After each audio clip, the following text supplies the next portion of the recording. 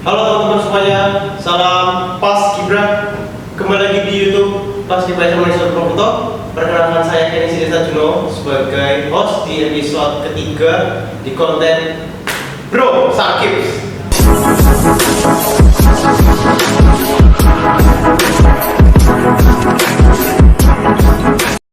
Halo semuanya, kembali lagi di episode ketiga Bro Sakips. Dan di sini kita akan membahas sekitar posisi remaja dalam berorganisasi. Saya Kenny Sirisa sebagai host.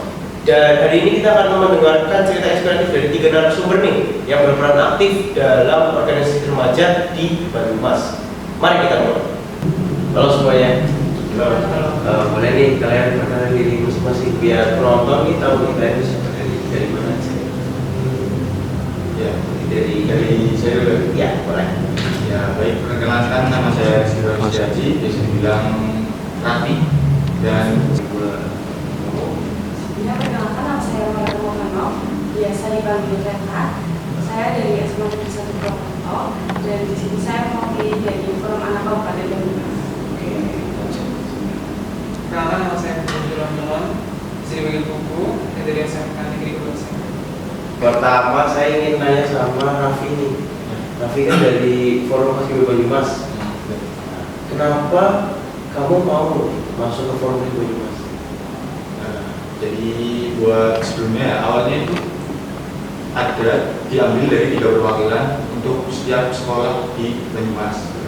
Jadi buat yang perwakilan itu kan yang 2 itu kan 3 dari sekolah itu, yang 2 itu kelas 11 dan yang 1 kelas 10. Waktu itu saya kelas 10 kan, dan waktu mau ada seleksi buat organisasi dari FEB sendiri, itu kan dipanggil buat dari salah satu 3 anak ini buat mengajukan diri buat diseleksi wawancara. Dari waktu itu harusnya kan yang kelas 11 yang maju buat seleksi wawancara itu, tetapi dari kedua ini kan ada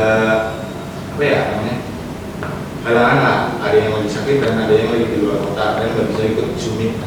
Jadi saya mengajukan diri lah untuk seleksi wawancara, dan di situ awalnya agak nyeleneh sih saya, karena saya di situ nggak ekspektasi buat saya bakal masuk di FEB ini kan. Saya cuma kayak disuruh milih kan, ada beberapa jabatan. Jadi saya di situ bingung nih mau pilih jabatan mana kan. Jadi saya agak nyeleneh banget. Yang di situ yang pertama pilihan saya itu wakil ketua, dan yang kedua itu Pusdan. Nah, disuruh 2 pilihan kan. Nah, di situ ada 2 pilihan. Saya waktu wawancara itu di banyak pertanyaan lah, tapi waktu singkat cerita waktu semua tuh udah selesai seleksinya, kan dibuatlah grup koor. Itu ada list namanya buat para koor. Jadi kayak silakan para nama yang di list ini masuk grup koor, dan di situ saya berumah kalau nama saya ada di situ kan. Dan waktu selang 2 hari, 3 hari ada rapat awal tentang perkenalan. Jadi di situ saya belum tahu ada rapat atau apapun, saya nggak masuk grup kan sama sekali. Jadi saya tiba-tiba dipercaya oleh salah satu sekretaris yang dari Banyumas itu kan, bilang kok kenapa nggak datang ini. Saya di situ agak bingung, kayak loh, emang saya masuk ya? Saya cek lagi tuh nama, ternyata penulisan nama saya salah. Jadi di situ dipanggil lah, ini tulisannya ternyata salah. Jadi besok kamu rapat kedua itu datang ya, kamu itu koor. Loh, terus saya tanyakan, saya koor apakah? Kamu koor kerohanian. Loh, saya awalnya kan milih 2 tuh, wakil ketua sama Pusdan. Tiba-tiba melenceng jauh banget tuh kerohanian. Itu atau karena saya sekolah di mana atau gimana? Itu kelas 11-nya tetap kepilih. Kelas 11-nya jadi anggota. Jadi anggota biasa. Anggota biasa. Berarti ya ceritanya ini ya agak aneh ya. Berarti itu sistemnya random ya? Random banget. Jadi di situ juga saya bingung kayak kok ini sistem pemilihannya gini. Berarti sekarang wakilnya siapa? Sekarang wakil ketuanya. Iya. Wakil ketuanya itu Bagas dari SMA.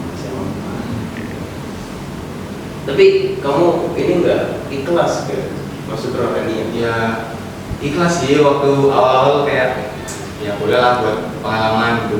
Dari setiap core itu saya cuma kelas 10 sendiri, jadi waktu itu ya yang lain kelas 11.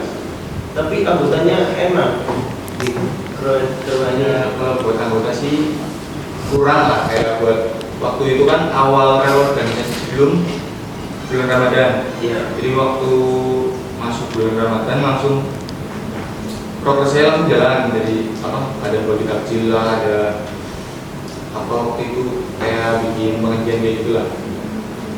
Tuh cuman progres saya langsung jalan waktu bulan Ramadan ini. Nah, bahas tentang proker pasti ada tantangan khusus nggak sih? Buat tantangan sih, kalau buat proker rohanian ya mungkin nggak ada, cuman kayak dari kalau tantangannya sendiri nggak ada, paling dari ininya dana. Kalau buat kayak kita kan mau beli taksi ini butuh kan buat kayak bahan-bahan kayak buat kita mau bikin apa buat dibagiin ke masyarakat kan. Jadi di situ kita kan bingung kayak ini mau gimana dananya, mau kita iuran kah atau busdannya langsung jalan kah gitu. Jadi itu kan waktu first time banget, kayak bulan awal langsung menjalani proker. Jadi di situ sih. Berarti tapi kemarin dananya lancar. Dia lancar dibantu sama iuran. Oh iya, dibantu sama iuran. Nah, tuh. Selain itu ada nggak tantangan yang bisa bikin kamu ini kesusahan di saat masuk kamu di forum Masjid Banyumas? Jadi gimana kamu cara mengatasi? Ya mungkin bagi saya yang di forum Masjid ini ya bikin saya tantangan banget, bikin saya lelah lah, capek, banyak pikiran itu. Waktu kita tuh bingung waktu itu banyak broker tapi bingung kita mau jalannya gimana. Dan waktu saat itu ada dari salah satu purnanya kan menawarkan kayak event yang waktu kemarin PPI Cup 5 itu kan ditawarkan ke FFP. Waktu itu dia bilang kayak ini gimana buat FFP nanti dari susunan ketua dan BBH sampai bawah itu dari FFP sendiri, dan buat kepanitiaannya itu nanti disusun dari FFP. Tapi waktu di situ kan belum kita dealkan kayak oke apa gimana belum. Tapi selang beberapa hari dapat WA dari PPI 23 yang bilang kalau susunan panitia udah dibikin dari PPI sendiri. Dan disitulah kayak dari FPP kan bingung kan, ini gimana katanya susunan panitia itu dari FPP, nanti buat PPI 23 itu nanti bakal jadi kayak bantu kayak support kayak kayak dari PPI sama FPP itu kolaborasi jadi satu, nah gitu. Terus buat di event kemarin itu yang dibutuhkan itu masalah dana lagi sih. Dana itu sangat susah banget di proposal, dan RAB itu sangat jauh banget buat ekspektasi kita. Wah, itu jauhnya berapa banyak tuh kalau boleh tahu? Berapa persen lah dari harga yang dapetin sama yang dibutuhin? Ya boleh dikatakan 5% lah, 5% dari RAB yang kita harus tutup. Terima kasih dari Raffi ya. Ceritanya nih unik ya, terus banyak juga tentang ini paskib ya, masalah paskib. Jadi saya juga lebih tahu lah masalah-masalah di luar sana. Sana pasti lebih ribet lah program kita ini. Oke, di sini lanjut ke FOB, yaitu hukum. Hukum boleh ceritain tentang forum OSIS Banyumas yang gimana? Dari segi apa dulu? Boleh dari gimana kamu bisa kepilih nih jadi forum OSIS Banyumas? Oke. Jadi ini kan di dalam 2 periode forum Banyumas ya. Lalu aku gabung di forum Banyumas tuh setelah sebelumnya sama kayak Api. Jadi dulu itu awalnya tahu dari Instagram sih, karena kebetulan kan sekolah tuh daerahnya agak jauh dari kota ya, di Kebasen agak masuk ke desa, jadi kurang akses ke mungkin program Banyumas kota lainnya. Nah waktu itu muncul Instagram mungkin Banyumas, dan kebetulan dari sekolahku sendiri tuh belum ada perwakilan dari mungkin awal di Bandung sampai akhirnya aku gabung ke Promis Banyumas karena adanya di Farmas, tadinya gabung ke Farmas tapi dari Promis Banyumas sendiri belum ada, dan karena itu aku masih baru jadi pengurus OSIS di kelas 10, aku merasa ini di batu loncatan buat berkembang. Akhirnya aku izin konsultasi ke pembina siswaan untuk maju, tapi waktu itu minta ditemenin sama kakak kelas, karena kalau aku maju sendirian kan ya panggil banget nih bocah kelas 10 datang ke selain sendirian dari SMK. Akhirnya ditemenin sama kakak kelas, tapi ketika di seleksi ternyata kakak kelas tuh nggak lolos dan aku yang lolos itu. Jadi udah benar tidak panggilan datang kelas 10 ikut seleksi sendirian karena seleksi awal kelas 10 bisa ikut. Jadinya ya gabung di sini dengan banyak hal yang harus aku raba gitu, karena Promis Banyumas sendiri kan jangkauannya besar ya, daerah, dan aku dari desa gitu, di pelosok, gak tahu banyak mengenai apa yang harus aku lakukan nanti ketika bergabung di Promis Banyumas. Akhirnya ya aku manfaatin media sosial buat belajar waktu itu, dan pemilihan divisi pun itu random sama kayak dia. Aku tuh bingung mau masuk mana karena ternyata banyak potensi yang belum aku miliki untuk bisa kontribusi yang ada gitu di Promis Banyumas. Akhirnya aku milih untuk menjadi biro seni budaya itu karena aku punya background suka dalam hal seni berdasarkan aja sih. Terus ternyata ya sesuai dengan apa yang aku inginkan, aku jadi biro seni budaya waktu kelas 10 gitu. Dan ternyata ketika bergabung di Promis Banyumas ini banyak hal yang membuat aku tuh lebih membuka mata, kayak yang aku gak dapatkan di sekolahku, aku dapatkan di Promis Banyumas. Banyak hal-hal yang mungkin gak bakal aku ketahui ketika aku gak bergabung di sini, apalagi kan kita pergaulannya masuk ke kota ya, dan kita udah ke satu kota gitu. Jadi banyak banget pengalaman yang aku dapat. Akhirnya periode kedua ini aku untuk lanjut lagi di Promis Banyumas karena aku merasa di kelas 10 ini aku udah banyak bekal dari Promis Banyumas, bahkan bisa bergabung di Promis Jawa Tengah juga karena Promis Banyumas. Akhirnya aku pilih untuk lanjut lagi di Promis Banyumas untuk kedua kalinya, dengan tujuan ya mungkin untuk lebih mendalami apa yang belum aku dapatkan dan mengaplikasikan apa yang aku dapat juga. Dan untuk periode kedua ini aku dapat jabatan di ketua 2, jadi ya sesuai apa harapan aku untuk berkembang lebih nanti ke depannya. Berarti kan Pugu ini dari Kebasen Ya, agak jauh nih dari kota. iya betul. Sekarang Pugu masuk FOB pastinya jelas tadi disebut juga kan punya teman banyak, apalagi nanti pasti sering ke kota kan. Iya. Purwokerto. Nah itu Pugu ini gimana cara punya teman nih di FOB, gimana bisa memperluas jaringan, apalagi kan Pugu sendiri nih dari Kebasen terus ke kota, di kota pasti berjuang. Ya. Waktu awal udah jadi awal yang kita bakal merasa nervous gak sih, karena kita lebih siapa aja dari desa ketemu orang-orang yang keren-keren di kota gitu kan. Jadi waktu awal adaptasi, jujur aku juga susah banget buat adaptasi dengan lingkungan yang baru, karena ya pola pikirnya tentu berbeda ya. Pola pikir antara kita nggak bisa apa namanya menghindari bahwasanya pola pikir desa dengan kota tuh berbeda terbalik, mungkin bisa dibilang seperti itu. Jadi dari awal itu aku udah berusaha untuk mengimbangi, dari mulai belajar mengenai hal-hal yang mungkin bisa aku lakukan untuk menarik perhatian mereka agar mau berteman. Karena aku takut untuk awal kayak aku dijauhi sama orang-orang sini karena aduh desa nih, mau desa gitu kan nggak tahu ya, kita kan nggak tahu. Terus ternyata nggak seperti itu, mereka semua welcome dengan segala kondisi yang latar belakang yang ada di anggotanya.